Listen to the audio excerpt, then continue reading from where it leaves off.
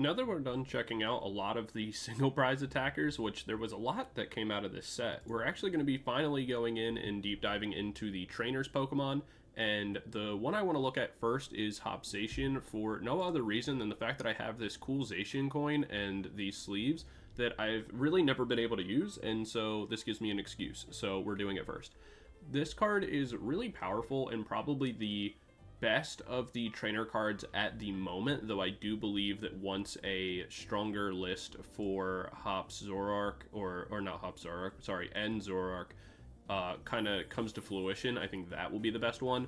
But Hops is just a little bit easier to play and faster, so I think it's better right now. We'll see how things flux in time. But this deck has a lot of diversity in it because you get to play Maractus, and it's nice not only for its Exploding Needles ability, but also for its corner attack. If your opponent isn't playing safe enough, then you're able to just trap something in the active for a very long time, force them out to use resources, be really annoying. You don't have to worry about retreating it because you play Latias. So you're going to be able to move a lot of your pieces around.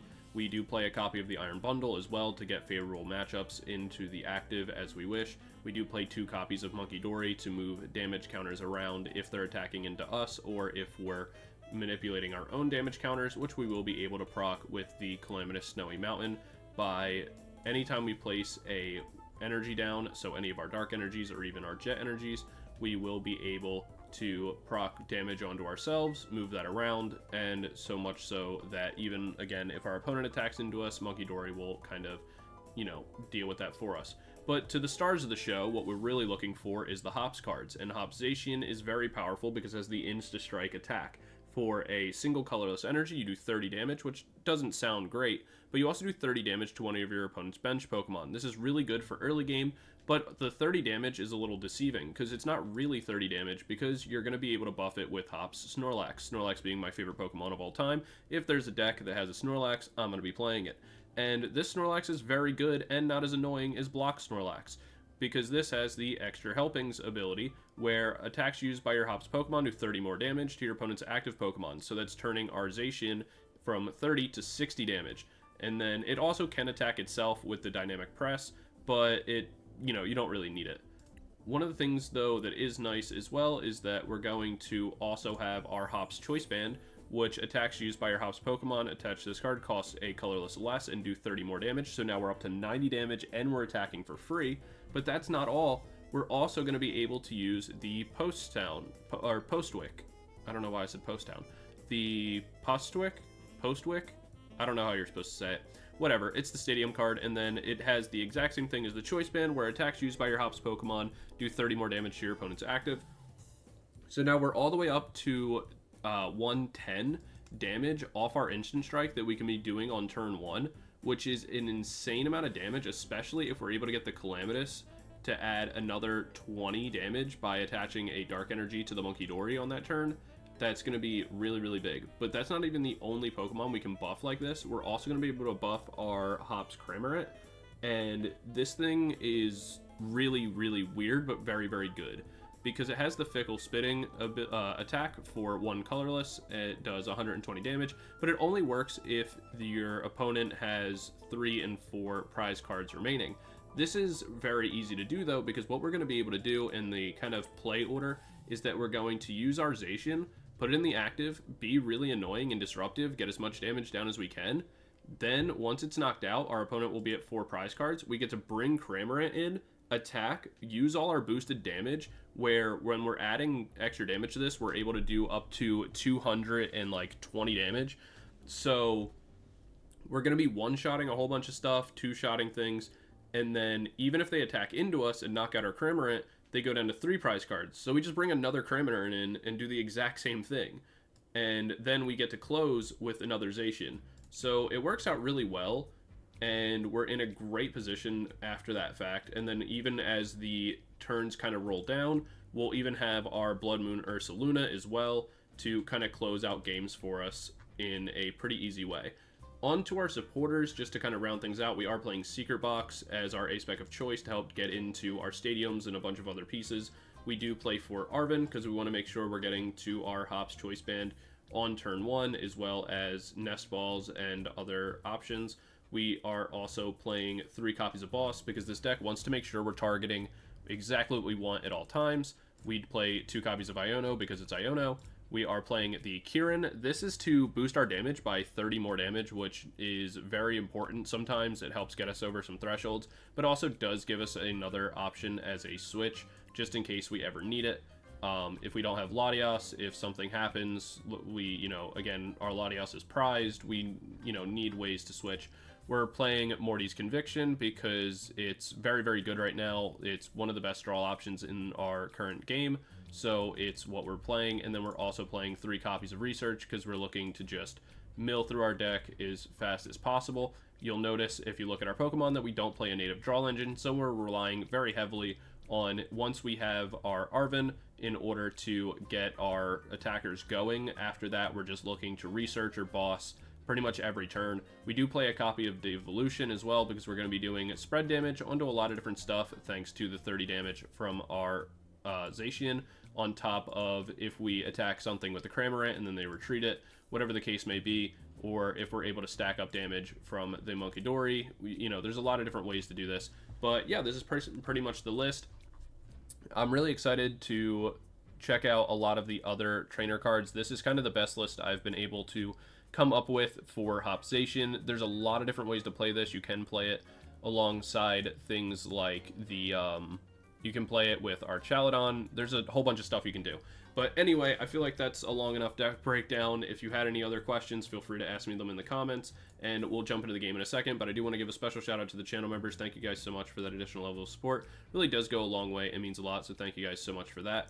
And yeah, for everybody else, don't forget to like, comment, subscribe, and I will see you guys all in Game 1 in a moment. Oh, if you want to try this list out for yourself, it's down in the description below, so feel free to try it, as well as a link to our community Discord. If you're interested, feel free to join there. There's a bunch of people to play with, and if you have any questions about deck building, anything really at all, there's plenty of people in there to help you. But yeah, alright, that's finally enough rambling from me. I'll see you guys all in Game 1. Peace. Alright, we're into our first game, and our opponent's going to be going first. This is totally fine with us for the most part. We do have the option, we'll go Munkidori down first. What's nice about this deck is that going first doesn't really bother us all too much. Obviously, we would really prefer to get a energy in our hand, so that way we could retreat out the Munkidori, but we don't need to do that per se. We will already have the Nest Ball available. One of the things that we'll be able to do, we see the Kieran, so we'll go that, grab ourselves the, we'll go ahead and grab ourselves the Zacian. We can go Hop's Choice Band, we'll go Arven, and there's a way that we could go around this. We'll grab ourselves this. We could go Secret Box,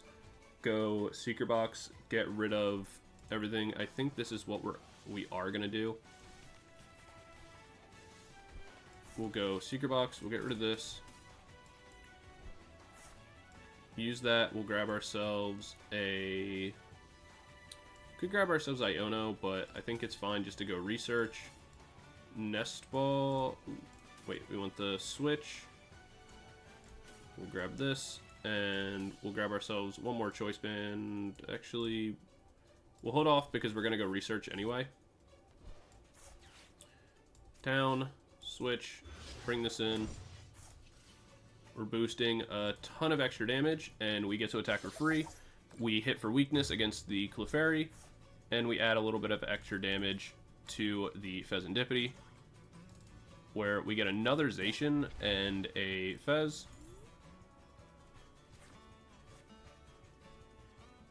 And right now we're hitting for a pretty good amount of damage. Obviously they get to flip the script here.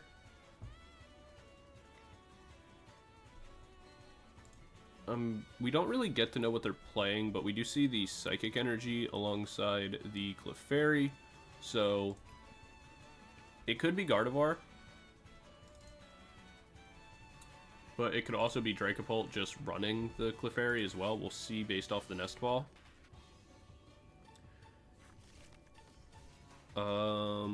It could just be like Terrabox.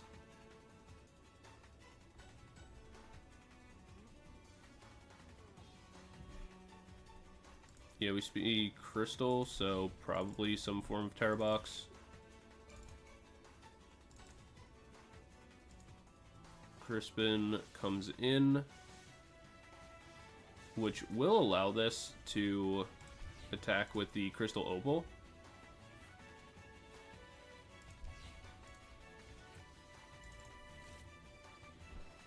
We'll see if they're able to switch, though.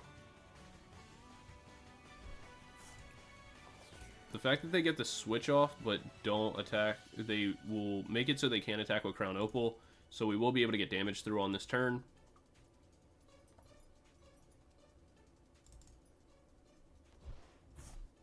They do bump our Stadium, but we can replace that.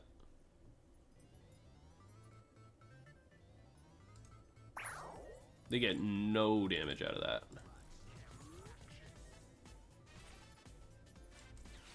We'll go Nest Ball here. There's an argument for going Iron Bundle. Pushing this out. How much damage are we going to do? We're only going to do 90, which isn't going to be enough regardless. So I think it's fine just to grab Cramorant for now. Just make sure that we have that. I'm less worried about the Fezandipiti. We'll go research. Pick these up. We get to go Postwick. And from here, I can save the... We'll go Insta-Strike. For right now, like, here's the benefit, right? If they go Crown Opal and knock us out, we can bring in the Cramorant, still knock this out, and they won't really have much they can do. Obviously, we'd like a Dark Energy for the Munkidori. We just haven't found one yet. Okay, there's our Dark Energies.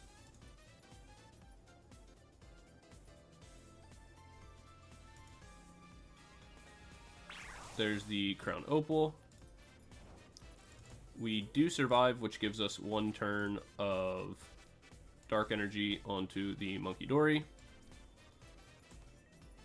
We'll play this down. We one-shot this with the Cramorant, so I think the best thing we can do is just set more spread damage. Go Insta-Strike. We aren't able to actually do damage, but again, we'll just be able to stack a little bit more onto the Fezandipiti, make it a little easier to KO.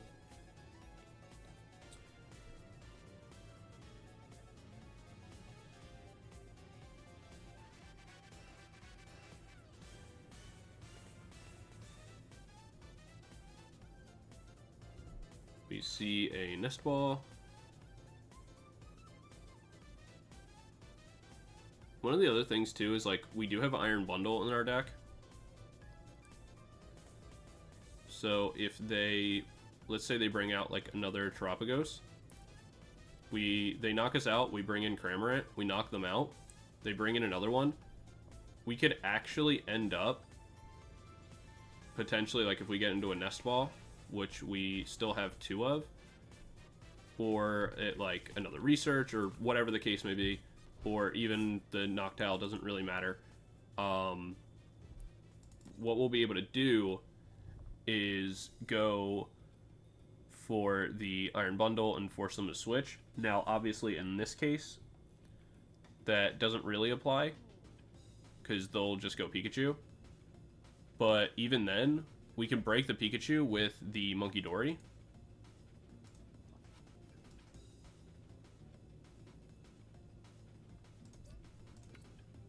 And we actually don't even need the Postwick anymore. Like, we can just go Mountain and make it so if they start trying to attach energies to the Pikachu, they'll break their own ability.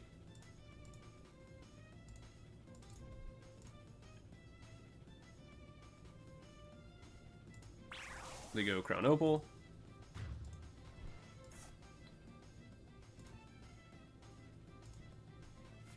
Take 2. We bring in Cramorant.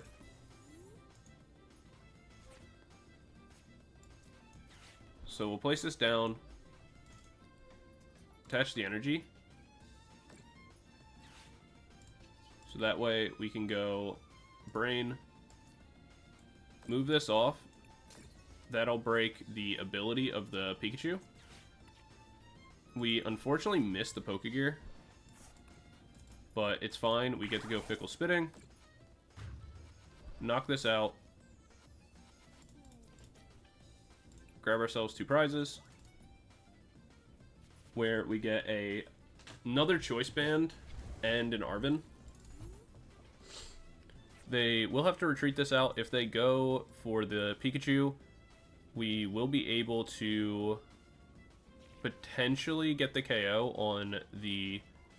like, if they retreat, go Pikachu, there's a chance that we can get the KO.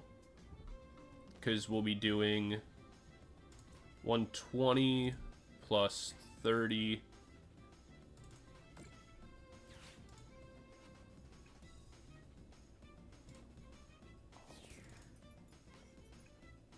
Uh, 240 is going to be a little rough.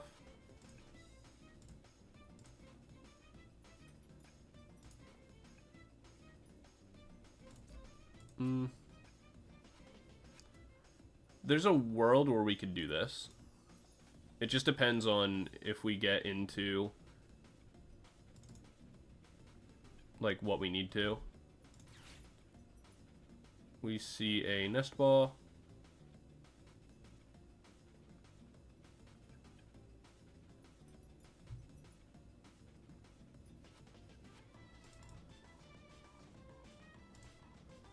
But we could also look for, like, just trying to get boss.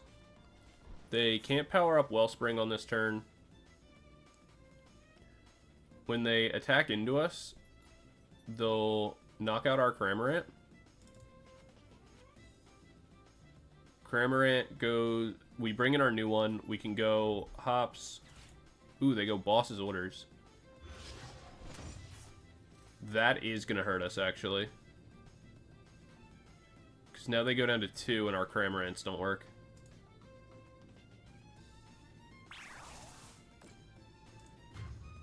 But, on the flip side,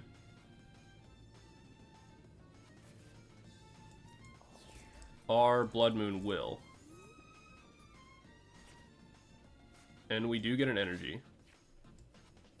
So, let's make sure our Bloodmoon is in the deck. It is.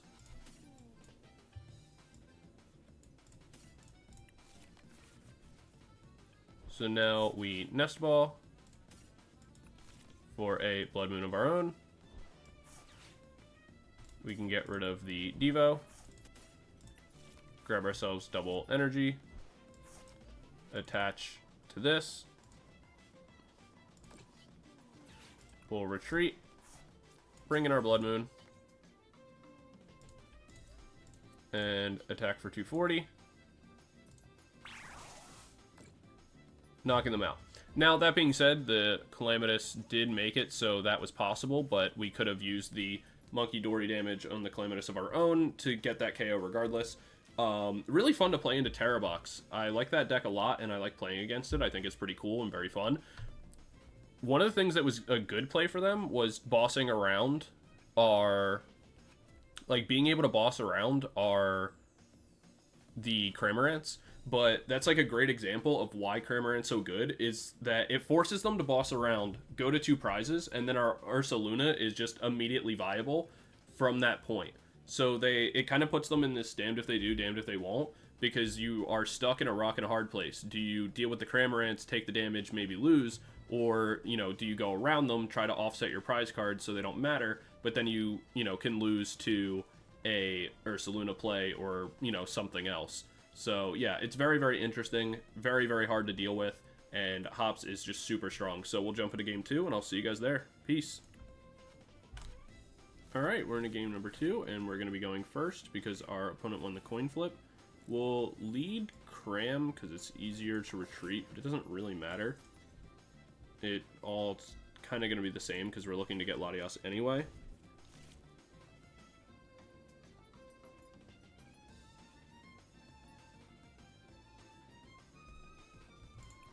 Our opponent's going to mulligan, so we'll see what happens.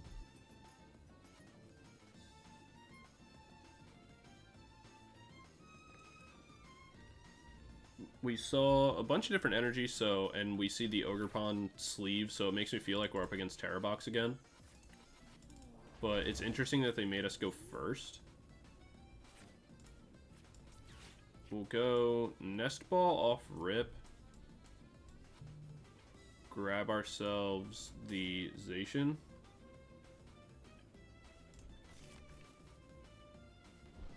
And then we can go that down. And I guess one energy, because there's no reason not to. It gives us a manual retreat if we have to on the next turn. Not that we really want to, but it's fine. And then we'll go Professor's Research on the next turn. Oh, we're up against Gholdengo. Okay. That's interesting.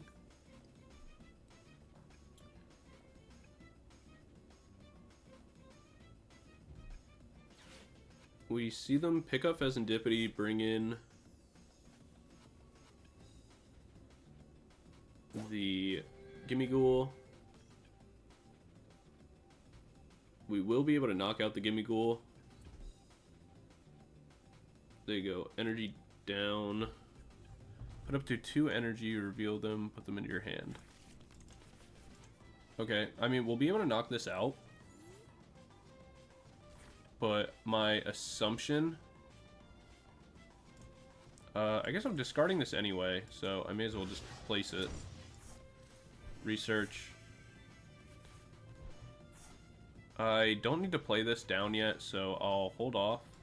We'll go Hops. Grab us 1 extra Cram. We'll go Nest Ball for... I feel like Munkidori's not going to do anything for us here. I'm fine going Lottie. Actually, let me grab Fezandipiti in advance. We'll go 30 damage onto this. Grab 1 prize. We get another Postwick. Or Postwick. I don't know why I keep saying that.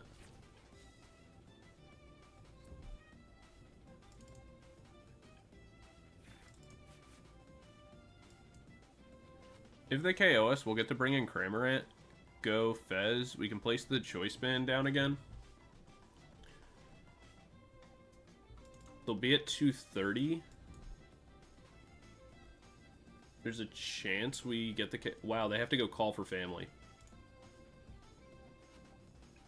That's unfortunate.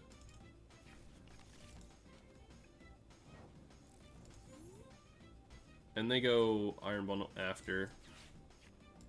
I think at that point, we'll take the Nest for this, place this down. Go ahead and just do the extra damage. We'll place it onto the Fez so at least it holds. That really sucks for them.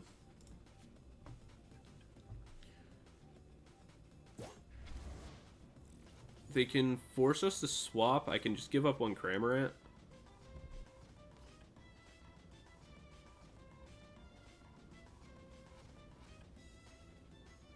Or if anything, what I'll end up doing is just retreating. Or like I'll go into the Cram on the bench, retreat it out, because it really doesn't make a difference. I'll be able to knock this out, actually. Because I'll be able to move 30 damage, bring this down to 150. Actually, I won't be able to knock it out. Never mind.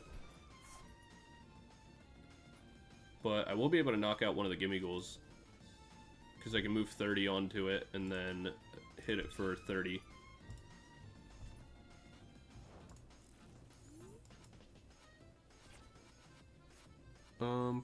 Calamitous is nice. So what I can do is retreat this, Bring this in. Go brain. Move. Damage. Here. I could honestly go Calamitous. But I want to stack enough damage here. Put the 30 down. See if I can find myself one more Zacian. I can't. But there's only a 60 left, so I'll be able to knock it down with Munkidori over 2 turns.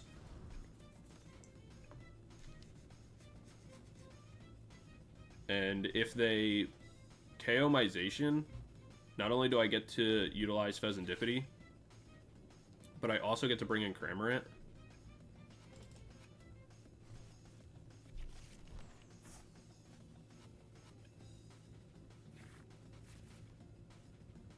And if they boss the Fez instead, I get the same outcome. If they boss the Munkidori, the outcome's the same.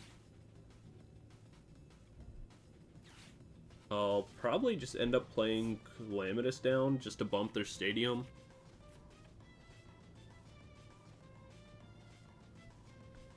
Yeah, I guess that's fine.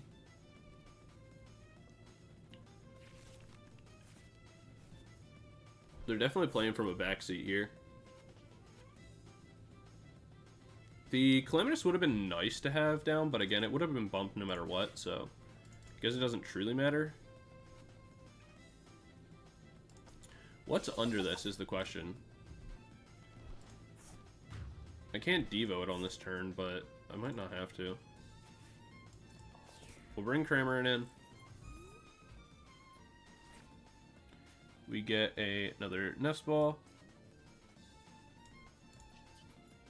Let's draw first. See what we find.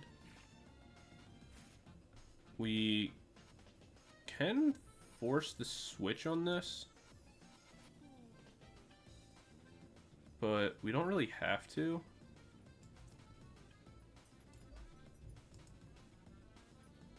Oh, I forgot to place down Mountain first. That was dumb. Oops. Alright, that's fine. We'll place this doing 180. Alright. This isn't exactly how we wanted this to go, but it's okay.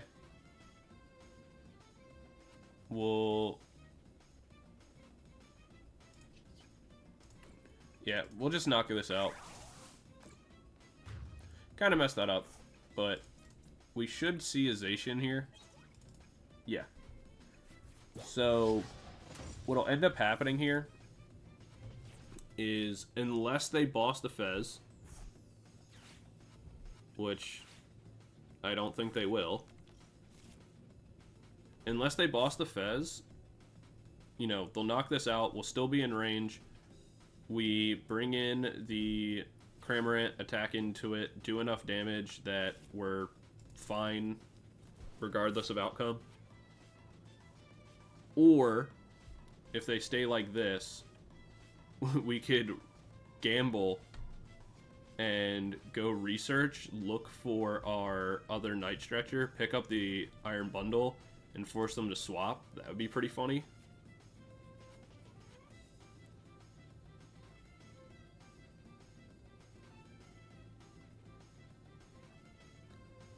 We'll also have the option to go for a Nest Ball. Like, again, if they do the boss play, go around, attack into, like, the Fezandipiti or something. But they didn't. They go down to 3 prizes. So we get to bring in Cramorant.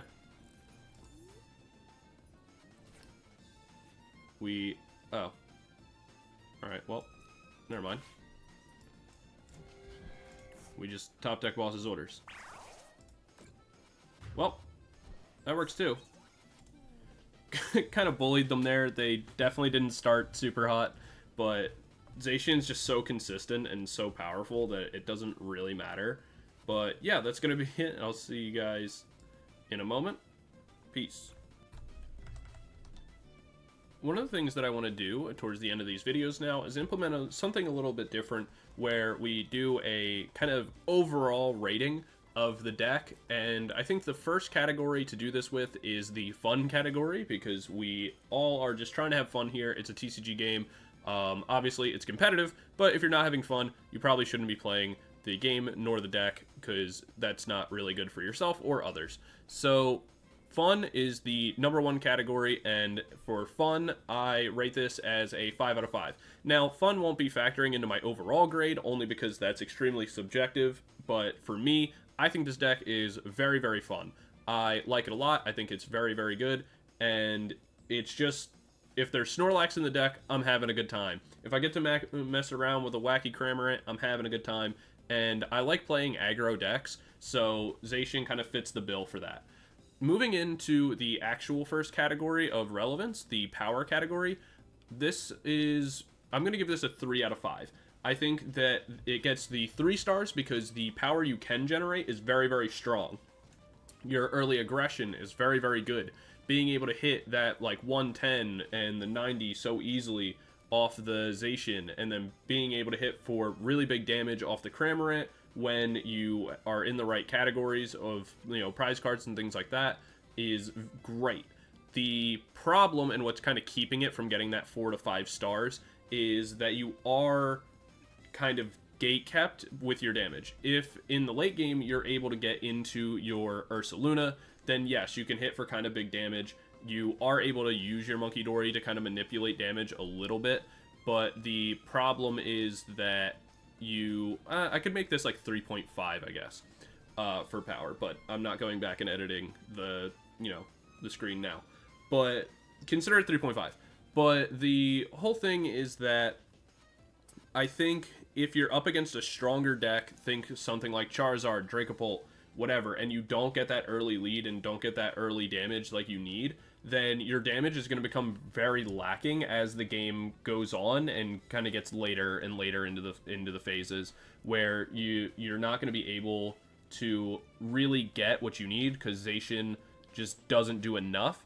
And if they play around you correctly, they bypass the Cramorants, and then you're kind of just stuck, and then that's not really great.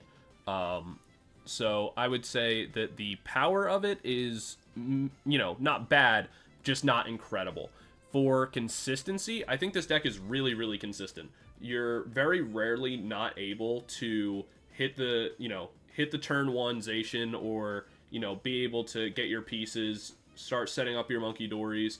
It's really consistent, pretty streamlined for the most part. Obviously, there are situations where it won't work out, but I think more often than not, you'll be able to, get your setups and get everything that you need relatively easily without having too many issues. The final category is matchups. This is obviously meta dependent and is fluctuating and can change at any time. This is just going off the way that I see the meta currently and where it kind of sits. Personally, I would say that the overall meta where we're at right now is okay for Zacian, but not perfect. You can have an okay matchup into Terrabox. I feel like Zacian overall is a deck that has okay matchups against a lot of things, but doesn't flat out beat like really anything too hard. Your Gardevoir matchup is good, but Gardevoir just isn't super common right now. You have a bit of a hard matchup with the going against other Hops decks. Obviously, the mirror is what it is, though. You will have difficulty against Raging Bolt, since you're not really able to one-shot it super consistently, and it is able to one-shot you without really too many problems. Dracopult can be a problem in the later stages of the game, so you can struggle. Goldango's not too bad, but it can be a little bit rough. Honestly, I would say it's kind of like a 55, probably like a, 55-45 kind of style matchup. But yeah, that's kind of where I think its matchups are. But definitely let me know what you guys think of any of these categories and where you would rate it.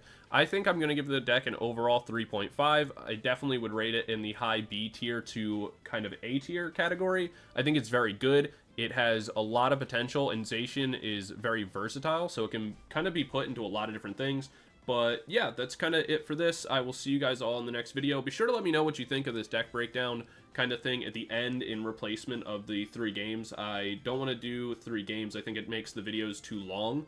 But I still want to give you guys the content that you deserve. So kind of adding that in. But yeah, definitely let me know what you think of this format, any changes to it that you would make. Don't forget to like, comment, subscribe, all that kind of stuff. And I will see you guys all in the next video. Peace.